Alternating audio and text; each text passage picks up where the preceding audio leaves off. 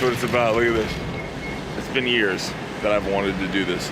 I've known it's coming, and I just want to thank Harley for giving me the opportunity to direct the piece that you just saw. It means the world to me. I mean, my job is to act and direct and, you know, filmmaking, and sometimes you're playing other characters, and it's great. But there's nothing like doing your passion, which is ride motorcycles. And to be introducing this bike for Harley and have the opportunity to make a film for them, I wanted to show something that showed the lineage, where it all came from, how we took those bikes, how we pushed them further, whether that be up a mountain, through the desert, just pushing it to all speeds and taking something that Harley created. And it's really the connection between the human spirit and our adventure for touring, and this is finally here. It's the next generation. So those new pathways, and this is definitely the trailblazer right here. So thank you very much, Harley. I love you.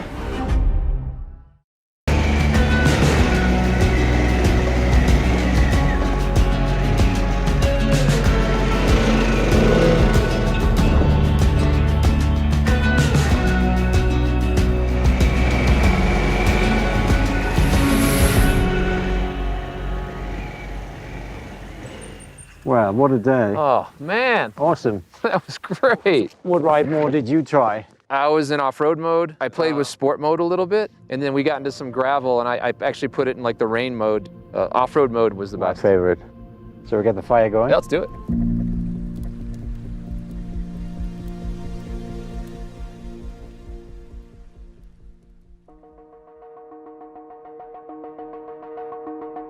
With the introduction of the Pan Am, you know, there's going to be people out there that are going to say, you know, Harley Davidson is maybe a little late to this game. And, you know, my answer to that is, this is our game. This is the game that we've always played. From our earliest inception of the motorcycle and how the founders used it to prove its mettle, it's been part of us. It's in our DNA. At the end of the 19th century, you have to remember roads across the United States aren't like they are today. They were not geared for motor vehicles. They were designed for horses, horse-drawn vehicles. You commonly had roads that were nothing more than sand. You'll see it in the Harley Davidson marketing literature. Their sales were in competition with a horse and buggy. And so they were saying, you know, don't buy a horse. A Harley Davidson can get you down that same trail. It can do the same thing and get you to the place where a horse would, and you don't have to feed it, you don't have to clean up after it, and there's just so many more reasons why a Harley Davidson is a better choice.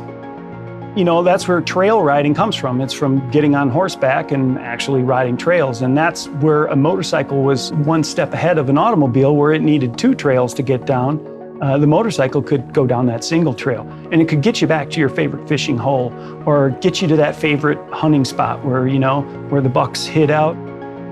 It's what the early founders really set out to do.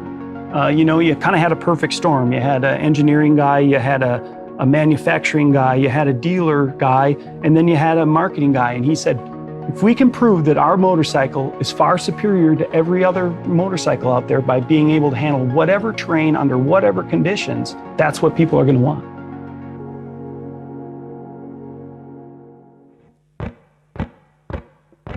You know, motorcycle touring, a lot of people think is kind of a new concept. And believe it or not, the Milwaukee Journal-Sentinel actually had their motorcycle tour of the woods that dates back to 1907.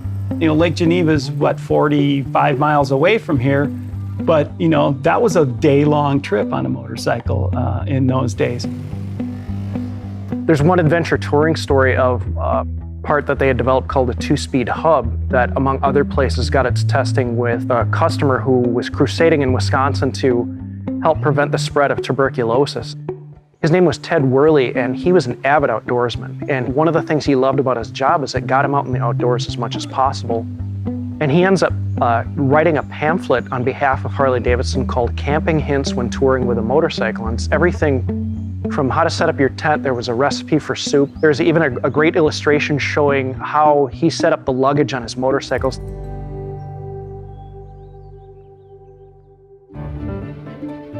By 1920, we're a global company. We've been selling since 1913 in Japan.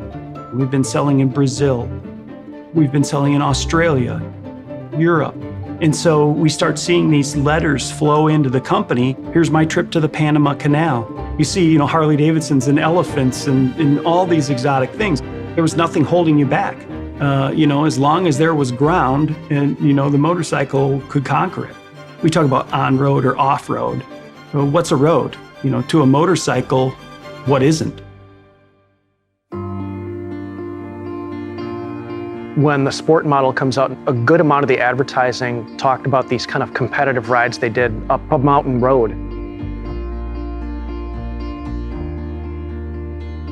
There was a fellow by the name of Charles F. Barrett, and he entered his Harley Davidson, and he beat out every automobile in the Utica AAA Auto Club hill climb, and he beat them handily. And after that, all the auto clubs, including the AAA, outlawed motorcycles in their hill climb. In 1930, William H. Davidson, who is the son of William A. Davidson, one of the co-founders of the company, wins the Jack Pine Enduro. And this was an endurance run held in the Lower Peninsula of Michigan. And by that point, it had grown to have quite a reputation. One of Harley Davidson's dealers, a woman in Detroit, Michigan, Dot Robinson, would talk about, having competed in the Jack Pine. She talked about, scratches on the arms from tree branches. And the Jack Pine was some of the most grueling terrain that anybody could ride. She competed several times, won it twice.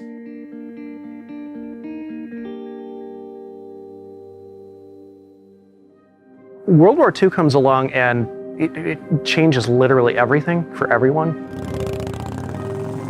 They took what was the W, as it was called, civilian model, and made a lot of adaptations to it. They were specifically designed to handle conditions that the military used things like Jeeps for. It has stronger forks, it's got stronger handlebars, it has a skid plate on it, it's got an air cleaner that has an oil bath so it can handle dusty conditions. Luggage racks and gun scabbards and ammo boxes, they all get incorporated so they can handle that terrain. And they would get letters from servicemen serving in the Pacific, servicemen serving in Europe saying, I was a rider before the war, or maybe they weren't, but they're riding a Harley Davidson in the military now, and they would report that it's handling it well, and it's really a reliable bike. And those guys wanted reliable vehicles. They didn't want to get stuck anywhere. You never knew when you would get in a tight spot. So as the interstate system comes into play after World War II, and we start seeing the advent of the superhighway in the United States, Harley has to really pivot.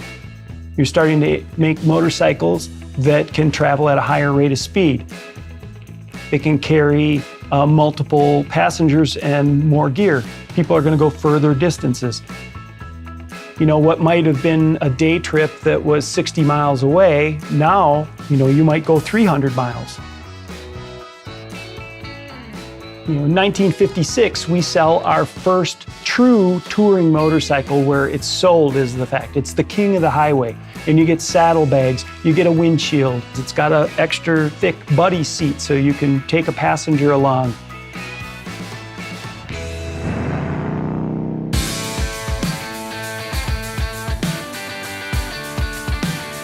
The rise of off-road or motocross racing in the 1970s was a huge boom. And we made scramblers, we made SX 125s, 175s, which were off-road. Probably the most grueling motorcycle race in North America is the Baja 500. Well, a lot of people don't even realize that A, Harley competed in it, and B, they don't even know that we won it one year.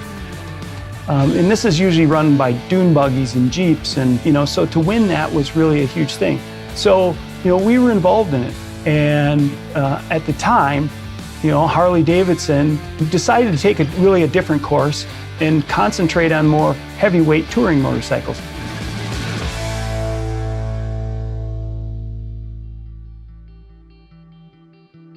Everyone always said, well, you got to make this trade-off. You're either going to be an off-road bike or you're going to be an on-road bike. And to me, that never really made sense, that it had to be this dichotomy of one or the other. And it was like, hey, there's an opportunity here. This is like a missing link. Frankly, we own the Grand American touring market. We are the market. If you think about power that the company was able to harness and the desirability that the product had at its core through the early 90s all the way through the 2000s, we love that customer. That customer's been incredibly special to us and important to us, but we've got to start thinking about a new customer too. Like, this is something that should have been in our lineup, and all these things came into place, and we eventually said, yeah, let's do this, man. We can absolutely own this. The way we approached Pan Am was to go off and decide what kind of motorcycle we wanted to build. What are the targets? What are the requirements? What are the things that are going to delight real advocates, people that really have this in their blood? We want to deliver all the expectations that those customers expect. We want to do it better than the competition, and we want to do it in our own way that's unique. It has to be the Harley way. So that's where the tension was, because a lot of people thought when we said it's got to be the Harley way, it's going to be heavy, it's going to be loud, it's going to have flames on it. And that's not what we were talking about. We were talking about individuality and something that people hadn't done before. You kind of have to find that space in between evolution and revolution. And we had a little more freedom with Pan America because there was nothing that came before it.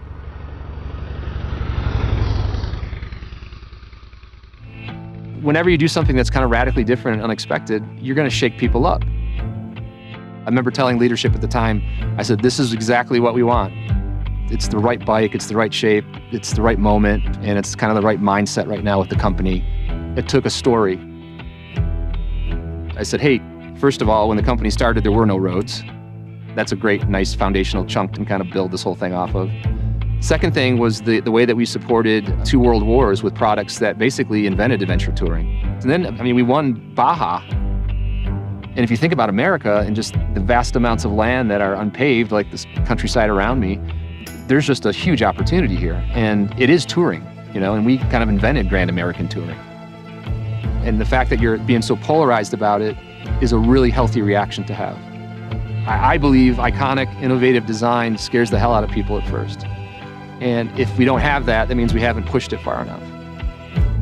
Being an industry-leading company doing touring puts us in a really great position to build an adventure touring bike. Because it's an adventure touring bike, because it's a tool, because function absolutely has to deliver, we were lockstep with engineering.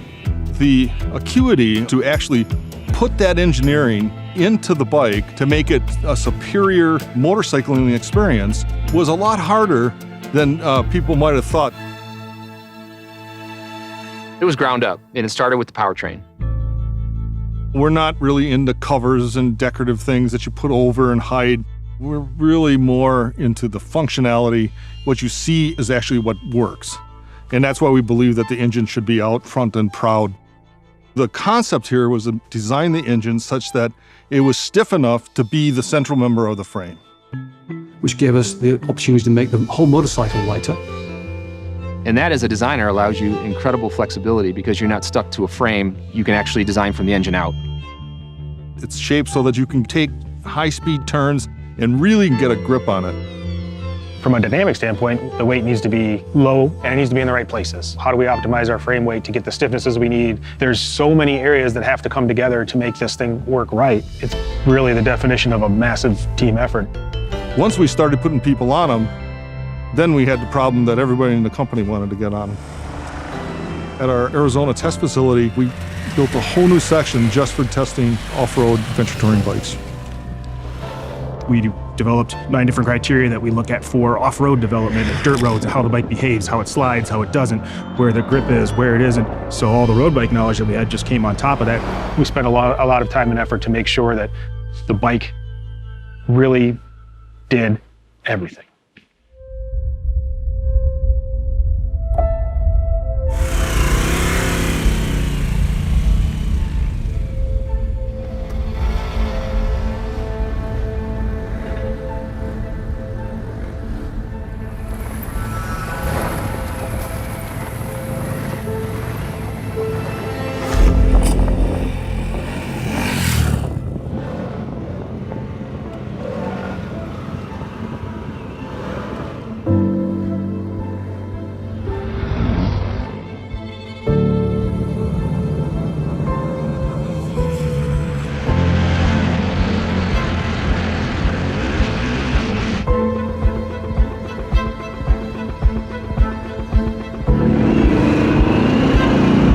really impressed. We've given the engineers the freedom and creativity to come to this space, and they've really expressed themselves. They've found it almost like an intellectual challenge, and they've done an exceptional job of really reinterpreting adventure touring for Harley Davidson.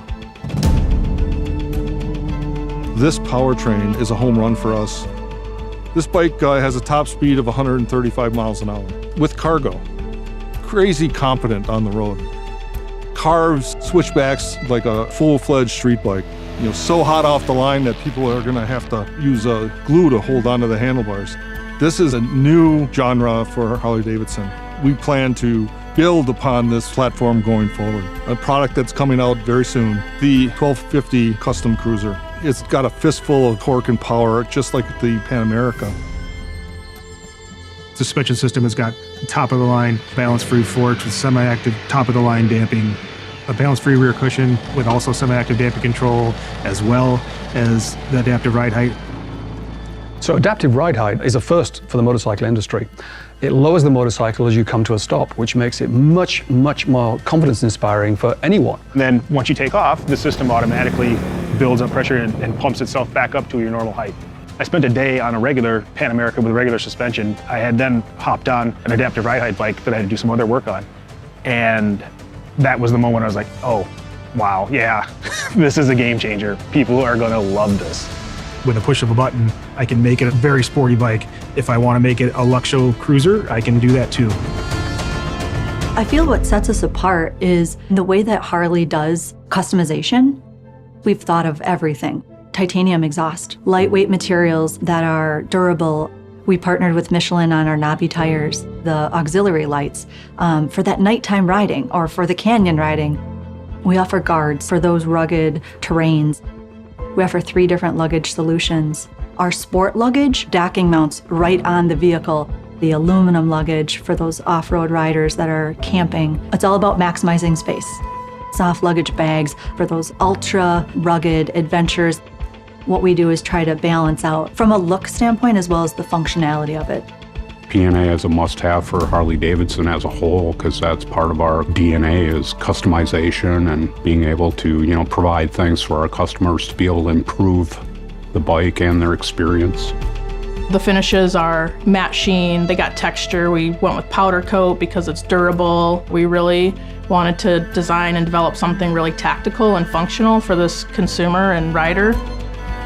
I think from a styling and color, material, finish, graphic standpoint, we always look to the past. Harley has such a strong brand identity that we have to look back and, make sure we're nodding to it or also just inspire from it. I mean, Harley Davidson is known for these great leather jackets and our great leather technology, but the adventure touring rider is different. In order to hit the ground running with really compelling product that met these customer needs, we had to partner with someone that had the right experience. So working with Revit, they are at the top of the list. They are experts in this field. They make fantastic riding gear. Gloves, helmets, boots. We offer from head to toe to fingertips everything that they're gonna need. This is gonna be all the gambit of weather. This is gonna be a whole gambit of terrain. So we put that focus on a textile garment in that it brings us a real versatility in waterproofing, in venting. We've gone through a lot of work to really show up with the right stuff to meet these customers at their expectations and then exceed them. It's this great combination of product design and transportation design and Harley Davidson design.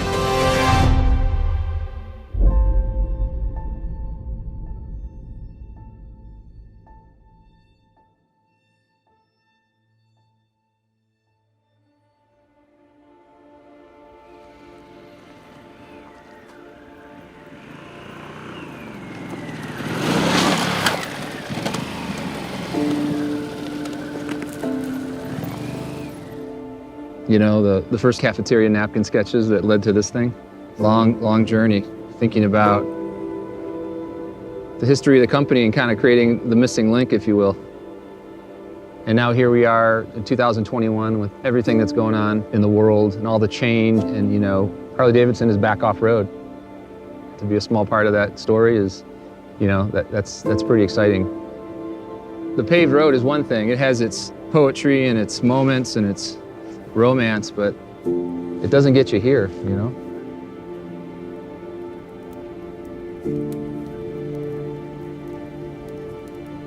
Thanks for showing me around your neighborhood. Anytime. These bikes were phenomenal.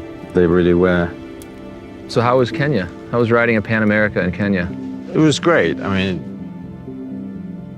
you know, I rode it non-stop for a few hours into a rainstorm, into the heat. Yeah. Gravel, off-road sand, all the riding modes, and it was, you know, really fantastic. Even at night, you know, in that landscape, you have elephants and giraffe and everything showing up at the same time. Incredible. No, it was quite amazing. After a couple of days, get to know the bike, and it's just, you know, for the power it has, it's incredibly agile. Yep. It's a proper Harley machine that you ride through thick and thin. I thought, you know, the last couple of days, just the more I rode it, the smaller and smaller the bike became. It does. It just feels lighter and more agile, and you just gain confidence because it's very forgiving. Ride modes just compensate, make you feel like you're a much better rider than you are. It's a very sleek bike. I mean, it really is. Yeah. And it's the first adventure touring bike made in America. It is. Yeah. This bike does everything. This is the start. We have great plans to expand on Pan Am and lots of innovation waiting.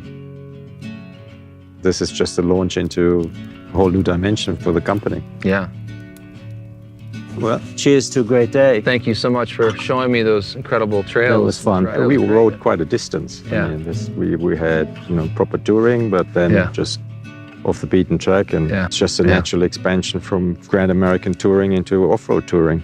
To me, it's part of the history, it's part of the legacy, it's part of the DNA of Harley Davidson, and you got to innovate, but you preserve the past as well, and that's what Harley Davidson has always done so well. It's true. That's what we're doing with this incredible bike, you know.